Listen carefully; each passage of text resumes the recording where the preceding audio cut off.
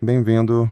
Neste vídeo vou explicar como fazer backup e restauração no seu smartphone Nothing Phone 3 Elite. Primeiro, vou mostrar como ativar o backup do Google no seu smartphone. Para isso, você deve ir em Configurações, descer até a seção Sistema e, em Sistema, encontrar o menu Backup.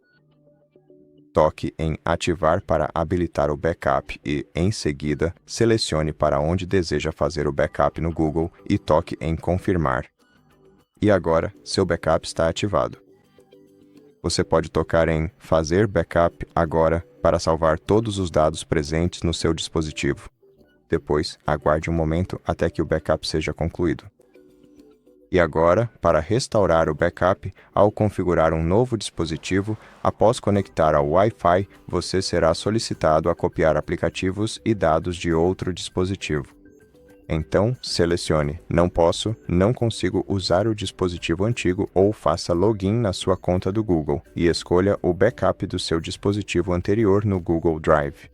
Selecione os dados e aplicativos que deseja restaurar e conclua a configuração para ter seus aplicativos, configurações, contatos e outros dados restaurados. Então, é assim que você ativa o backup, gerencia seus dados e restaura seus dados usando o backup do Google. Obrigado por assistir a este vídeo. Se você gostou, por favor, considere se inscrever no nosso canal. Deixe um like para a gente no comentário abaixo e eu te vejo no próximo vídeo.